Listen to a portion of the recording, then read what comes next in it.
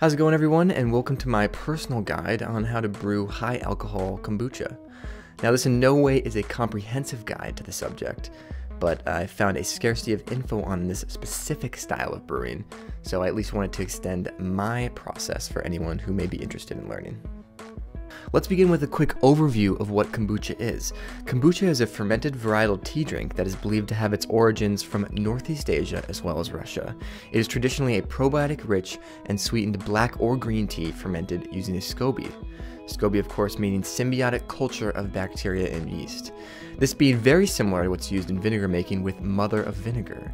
Included in the SCOBY are a slew of different microorganisms. Though each SCOBY will have its unique blend of cultures, some of the highlighted organisms include Saccharomyces cerevisiae, the common beer yeast, Brettanomyces bruxellensis, and Lactobacillus bacteria. However, the main organisms in the production of kombucha are AABs, or acetic acid producing bacteria. Now, these bacteria are responsible for fermenting the alcohols that the yeast produce into the tangy acid kombucha is famous for, being acetic acid. All that being said, there are a ton of variations of bacteria you can find in SCOBYs, and plenty of opportunity to induce your own cultures and develop a personal house taste. So let's go over some tools you may need. I'll be breaking down the video into two parts: an initial basic fermentation and a secondary alcohol-focused fermentation. For our basic fermentation, some of the tools you'll need are a boil kettle, a fermentation vessel, I recommend one with a spigot, cheesecloth or coffee filters, and I actually use fine mesh hop bags. You can pick all these up at brewery supply stores or online vendors. A SCOBY. If you don't have a SCOBY, no worries, you can always use a bottle of neutral kombucha to ferment. It may just take a little bit longer to finish out. And you could also find SCOBYs for free online. A great place to look is Reddit, and I'll post a link to the best subreddit for that below. You'll need starter liquid. It's important to have this to introduce the culture to its new solution without shocking it too much. You'll need tea bags. Start with black while you get the hang of brewing before graduating to other varieties. Sugar. I think simple cane sugar works great. A stir spoon, rubber bands, and a 5-gallon bucket. For our secondary fermentation, you will need a separate fermenter. I use a Carlos Rossi jug, a stopper, a number 6 with hole 3/8 inch, works really well for the Carlos Rossi jug, an airlock, pH strips, a funnel, wine or champagne yeast. I recommend the Red Star brands. Baker's yeast will not work here. Dependent on temperature, the white wine varieties will work better in the colder temps. In the warmer temps, red wine and champagne for that fizzy specific champagne flavor. Bottles. Flip lid bottles, beer bottles with a capper, and reused kombucha bottles work great. Acid PBW. Sanitizer. You can also use white wine vinegar here. Grape juice. A refractometer and titration test kit. Unfortunately, a hydrometer will not work here, as the amount of acids that kombucha spits out are going to throw off your hydrometer ABV reading. So refractometer and titration test kit. Alright, let's start with the initial fermentation. After you've properly cleaned your tools, start by filling your 5-gallon bucket with cold water and sanitizer. Place your tools in the bucket and let sit until needed.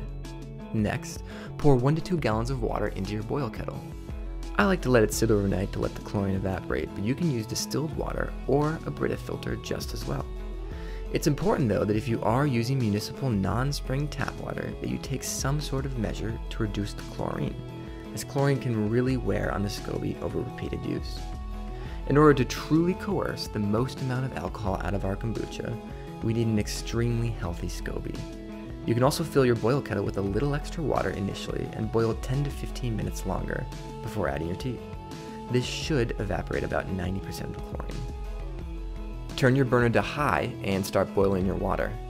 After your liquid has reached a boil, turn off the heat and add approximately 2 to 3 cups of sugar per gallon of water.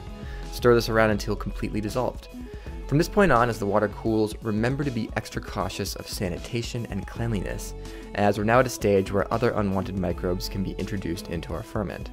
Check to make sure there are no drafts coming in through windows or ceiling fans on around that may be blowing in airborne organisms. Next, add your tea. The amount of tea you add is dependent on the strength of caffeine and flavor you desire. I experiment a lot in this department, but can safely recommend 15 to 20 grams of black tea per gallon. One thing to keep in mind is that the SCOBY tends to feed off the tannins and polyphenols leached from the tea, so there is some evidence that a longer steep can positively affect your end product. I've even gone so far as to squeeze my tea bags into the solution at the end of the cooldown. However, there is no tried and true technique here, as it's all dependent on each brewer's taste. Once all my tea is submerged, I'll begin to cool off the liquid by placing it in an ice bath. I'll also place my sanitized hot bags over top for extra measure. The quicker you can cool down, the less of an opportunity you give unwanted microbes from finding a home in your liquid. If you have a sanitized thermometer, you're looking for the liquid to hit the sweet spot of 78 to 82 degrees for fermentation. Just make sure it doesn't get too below 70, or you may start running into problems. After reaching proper temperature, we'll transfer over to our primary fermenter and add 2 cups per gallon of starter liquid. Shake your fermenter around a little bit, as we want to add as much oxygen into our solution as possible before inoculating with our SCOBY, because the acetic acid producing bacteria really need that large amount of oxygen to perform well.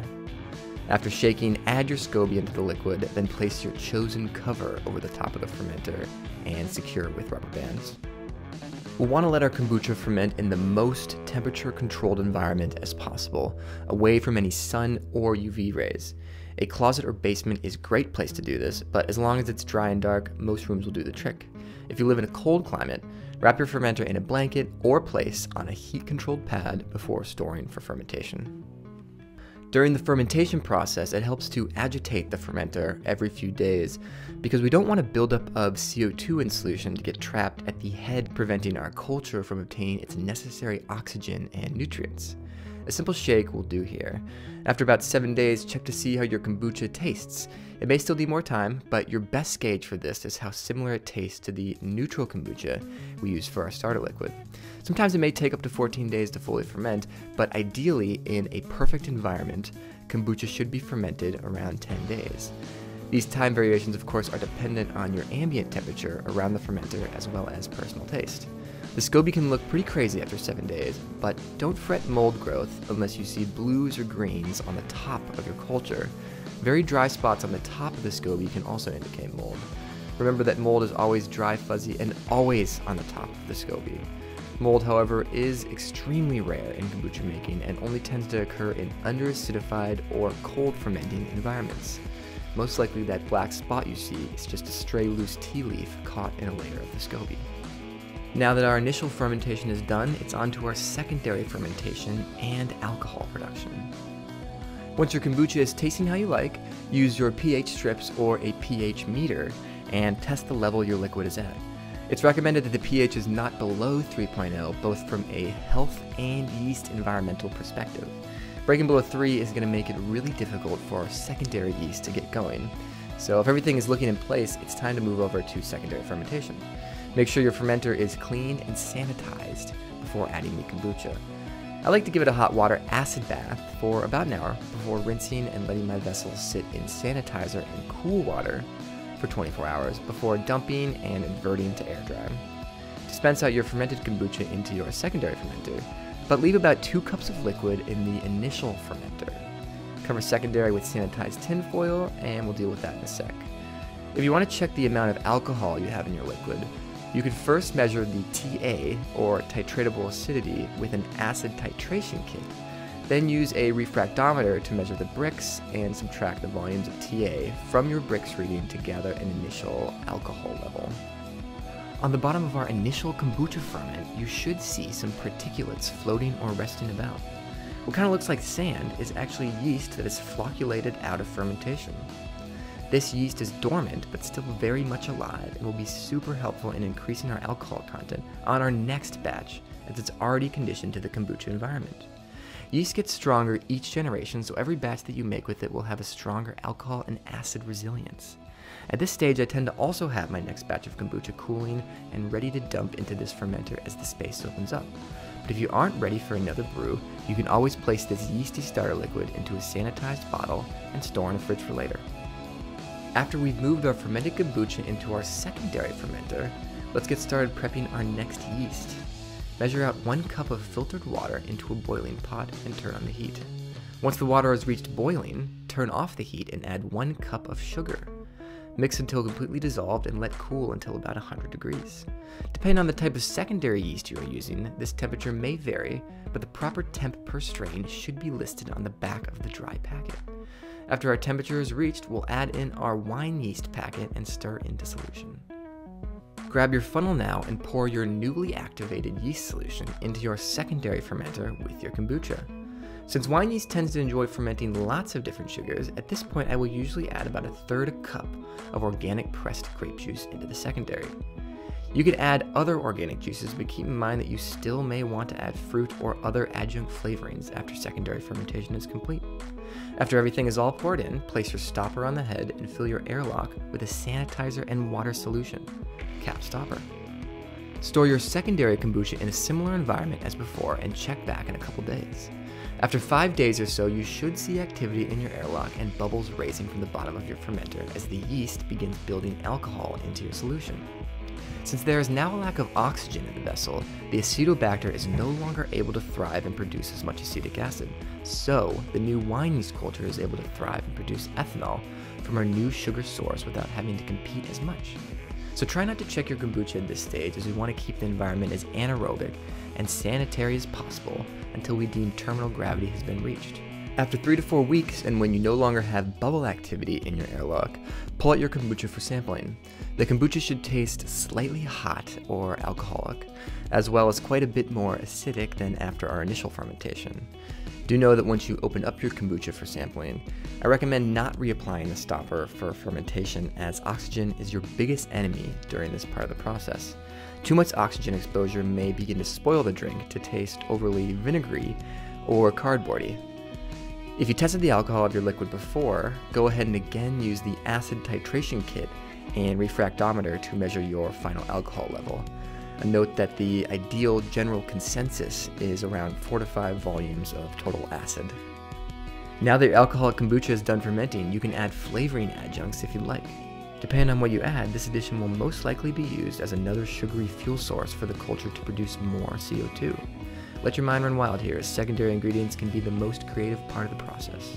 If you don't want to add any flavorings, I still recommend adding a small but measured amount of sugar if you want your drink to be fizzy and carbonated. You can pick up properly dosed out carbonation pills, which are essentially just weighted out sugar cubes, at a brewery supply shop. If you have a keg and would like to force carbonate your drink, you can go ahead and do that now. Don't forget that you'll still be producing CO2 in the keg, so start with a low input of PSI. After processing the fruit, mix ingredients together and use your funnel to pour your liquid into the bottles of your choosing. Make sure to leave about 1/2 inches of headspace at the top. After your bottles are all filled, set in a room temp dark place to ferment for 48 hours. After 48 hours, check your carbonation by burping or slightly opening the lid of one of your bottles. If things seem to be progressing appropriately, move bottles to cold storage to finish building CO2. If left longer in room temp, make sure to burp every day after the initial 48 hours to prevent bottle explosions like what I had when I was just starting out. Hey, we've all been there.